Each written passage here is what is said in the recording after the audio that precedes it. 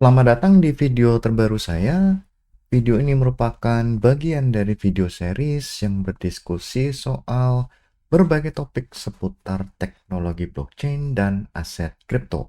Video ini diproduksi bekerja sama dengan Akademi Kripto. Nah, seperti biasa, sebelum kita masuk ke materi, kita akan baca dulu halaman disclaimer. Berbagai informasi yang disampaikan di dalam video ini bukan merupakan ajakan untuk menjual atau membeli instrumen apapun, melainkan untuk tujuan edukasi semata. Termasuk ketika ada penyebutan nama produk, nama merek, nama aset, itu bukan berarti endorsement terhadap produk, merek, atau aset tersebut. Nah, materi apa yang akan kita bahas kali ini? Avalanche. Nah, sudah pernah dengar soal Avalanche? Nah, jadi Avalanche ini menjadi sebenarnya tidak terlalu banyak kedengaran gitu ya produknya atau projectnya, tetapi jadi salah satu pemain yang cukup penting di era scalability gitu ya. Nanti akan kita lihat lebih lanjut. Nah, jadi dia bermain di area scalability dengan dukungan atau support multi-chain. Jadi dalam Avalanche nanti akan kita lihat adanya subnet atau subnetwork. Nah, itu merupakan custom blockchain.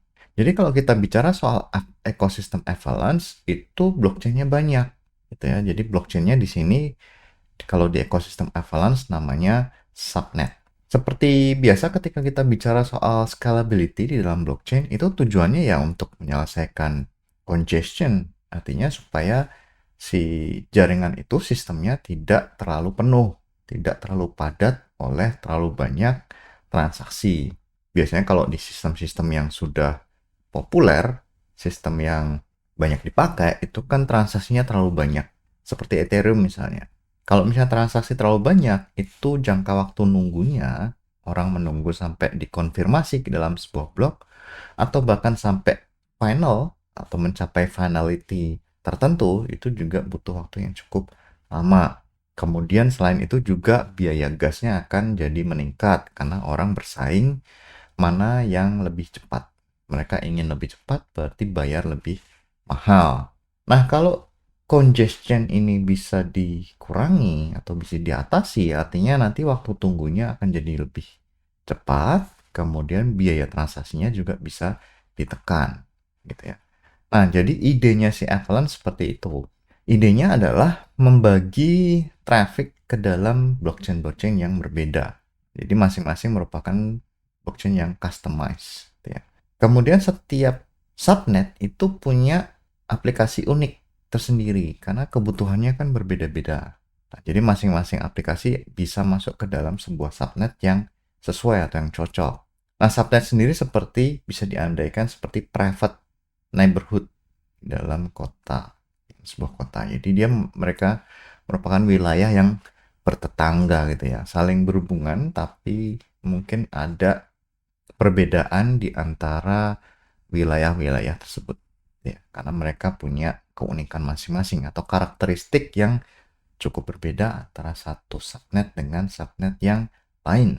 Nah, kenapa butuh subnet gitu ya? Nah, kalau di dalam sebuah subnet itu punya role, punya token, dan punya validator yang berbeda-beda gitu ya. Kalau di sini berarti bisa dilihat bahwa subnet itu punya ciri khas ya yang khusus antara satu sama yang lain. Jadi kompetisi untuk mendapatkan block space atau ketika kita membuat transaksi, transaksi tadi kan harus masuk ke blok. Kalau misalnya ada lebih dari satu blockchain, kita bisa memilih mana blockchain yang sesuai, kemudian ketika trafficnya bisa dibagi, dipecah, misalnya ada 5 subnet ya, dipecah menjadi 5, itu jauh lebih lebih scalable ketimbang hanya ada satu blockchain. Jadi kalau satu blockchain menangani semuanya, mungkin waktu tunggu jadi lebih lambat atau biaya jadi lebih meningkat. Kemudian untuk membayar gas itu ternyata tidak perlu menggunakan FX. Ada token-token yang bisa dipakai untuk membayar biaya transaksi. Nah, ini jadi menguntungkan misalnya buat si token tadi. Jadi si token tadi punya nilai manfaat atau punya use case yang tertentu. Jadi tidak perlu mengandalkan FX. Kemudian kendali terhadap si subnet tadi itu bisa ditingkatkan. Jadi dia punya kendali yang besar tanpa harus meninggalkan ekosistem Avalanche. Nah, itu gunanya si subnet. Nah, kemudian kalau misalnya ada validator di dalam Avalanche, itu bisa bergabung ke dalam multiple subnet gitu ya. Jadi tidak hanya melayani satu subnet tapi banyak subnet. Kemudian satu subnet itu punya virtual machine yang berbeda, punya virtual machine sendiri-sendiri. Artinya kalau misalnya mau dikustomisasi jadi karakteristik tertentu itu bisa karena VM-nya berbeda.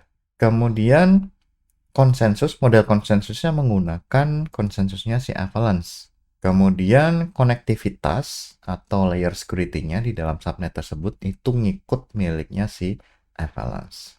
Artinya kalau misalnya mereka punya subnet baru, itu tidak perlu membuat sebuah layer security sendiri, tidak perlu memikirkan bagaimana cara untuk mengamankan transaksi atau mengamankan data yang ada di dalam subnet tersebut gitu ya. Jadi mereka hanya fokus di bagaimana aplikasi ini bisa diimplementasikan atau bagaimana sebuah subnet ini bisa dikustomisasi untuk memenuhi kebutuhan tertentu ya, tanpa harus meningkatkan beban atau tanpa harus membebani subnet-subnet yang sudah ada.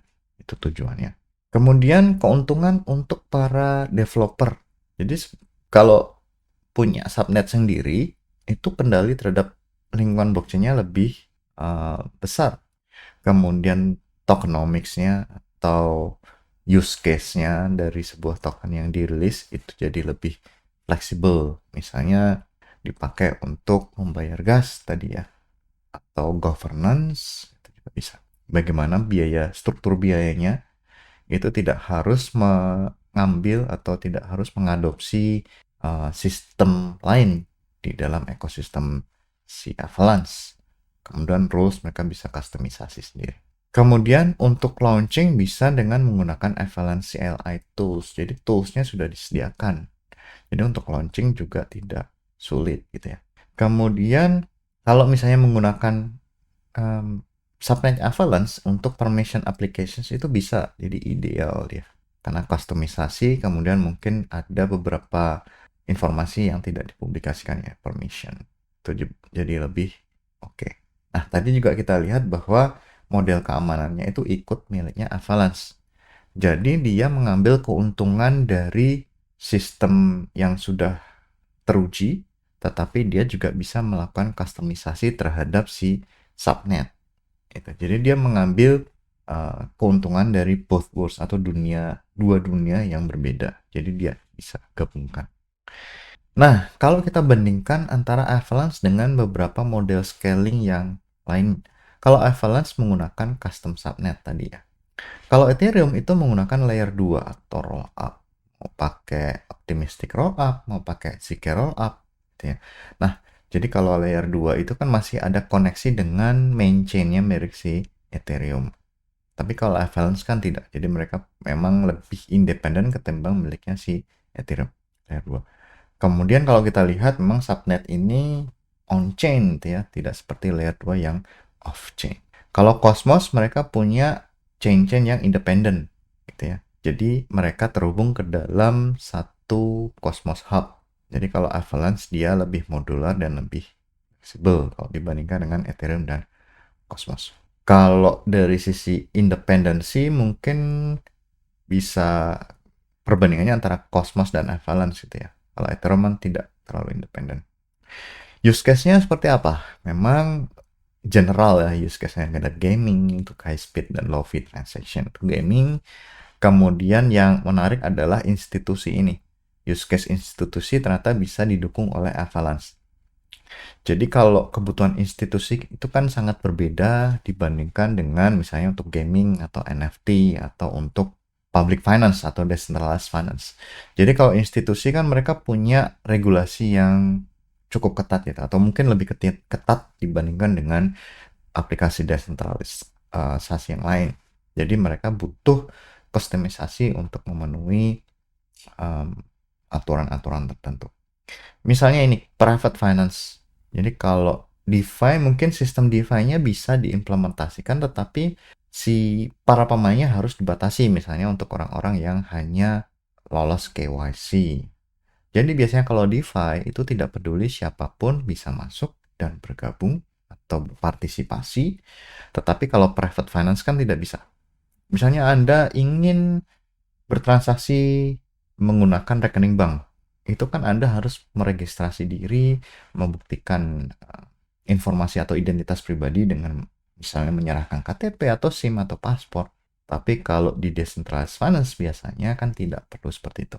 Jadi dia merupakan fitur unik kalau menurut saya, karena private finance bisa masuk di Avalanche yang notabene merupakan public blockchain.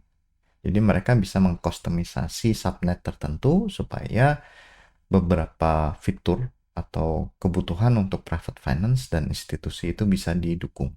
Nah, kita lihat ada namanya Defi Kingdom. Nah, Defi Kingdom itu platform GameFi yang cukup terkenal, gitu ya. Jadi mereka punya satu subnet khusus, gitu ya, untuk kebutuhan performa. Jadi GameFi itu butuh performa tinggi, misalnya sepersekian detik ya. Kemudian gas tokennya juga khusus, namanya Jewel. Jadi dia, ya karena dia game, jadi yang target marketnya adalah player atau pemain game gitu ya. Dan tentu saja validator karena mereka juga membutuhkan validator. Ada namanya Swimmer Network, jaringan perenang nih. Namanya Krabada. Nah, tadinya Krabada itu dari C-Chain gitu ya, salah satu subnetnya Avalanche. Mereka membuat subnet sendiri. Nah, fiturnya adalah biaya yang rendah, kemudian gameplaynya lebih cepat. Kemudian tokennya namanya TUS. Jadi, token untuk membayar gasnya tidak menggunakan FX, tapi menggunakan TUS. Nah, ada namanya untuk yang enterprise, yang tadi fitur unik. Itu enterprise, ada namanya Evergreen. Ya, dia merupakan satu subnet sendiri. Diluncurkan oleh Evalabs tahun 2023, jadi bukan barang lama ya, masih baru ya, fresh from the oven. Kemudian dia fokusnya adalah privacy, tentu saja karena dia enterprise. Kemudian aksesnya permission. Kemudian validator setnya itu dikontrol, jadi hanya bisa validatornya hanya pihak-pihak tertentu saja. Misalnya ada Intain Markets untuk tokenized asset platform. Jadi aset-aset yang ditokenisasi masuknya di aplikasi Intain Markets. Maksudnya di Evergreen. Jadi Intain Markets ada di Evergreen subnet. Oops. Nah, apa yang terjadi gitu? Kalau misalnya mereka masing-masing subnet ini ingin berinteraksi satu sama lain. Nah, ternyata untuk setiap subnet itu cukup terisolasi, jadi mereka sebenarnya tidak terlalu terhubung. Tidak seperti misalnya Polkadot atau Cosmos. Kalau Polkadot dan Cosmos mereka bisa punya fitur, misalnya kalau di Polkadot ada relay chain. Kalau di Cosmos ada namanya IBC, Inter-Blockchain Communication. Tapi kalau di Avalanche itu ternyata tidak, cukup terisolasi. Nah, cuman mereka punya beberapa tools untuk bridging dan sedang dikembangkan untuk Avalanche Sport Messaging. Jadi mereka cukup terlambat untuk komunikasi antar subnetnya. Kemudian subnet-subnet yang berkembang gitu ya, sekarang sudah lebih dari 100 subnet. Ini tujuannya untuk lain-lain, macam-macam, gaming, DeFi, identity, RWA, macam-macam. Kemudian lebih banyak project-project yang membuat shared chain sendiri ya, atau subnet sendiri. Nah, jadi untuk mendukung pengembangan subnet itu ada grants dan dukungan ekosistem. Tantangan untuk Ava itu memang tidak terlalu terkenal gitu ya, dari sisi scalability kok lebih terkenal antara Solana atau Ethereum layer 2 gitu. Sementara Avalanche masih cukup di belakang. Kemudian untuk masalah interoperabilitas juga masih ketinggalan dibandingkan Cosmos dan Polkadot. Kemudian masalah soal validator overlap. Jadi kalau misalnya validatornya melayani lebih dari satu subnet, nah itu apa yang terjadi? Biasanya biaya akan makin membengkak. Kemudian jumlah komunitasnya juga belum terlalu banyak. Kemudian tingkat adopsinya itu bervariasi. Jadi ada yang subnet yang ramai, ada yang cukup sepi. Nah, kesimpulan tadi cukup banyak yang sudah kita bahas tentang Avalanche. Dia merupakan satu tipe atau project blockchain yang fokusnya ke scalable blockchain juga fleksibel ya, karena untuk kebutuhan tertentu bisa membuat subnet sendiri. Dia bertujuan untuk mengurangi atau menyelesaikan soal congestion, kemudian user experience-nya bisa dikustomisasi. Kemudian dia bergerak di bidang gaming, finance, dan enterprise. Nah, ini yang menarik ya. Enterprise berjalan di atas public blockchain itu bisa di Avalanche. Kemudian kita akan melihat bahwa fitur modular dari Avalanche mungkin jadi salah satu daya tarik untuk perkembangan di masa depan. Nah, sampai di sini video kita kali ini. Sampai jumpa di video berikutnya. Terima kasih.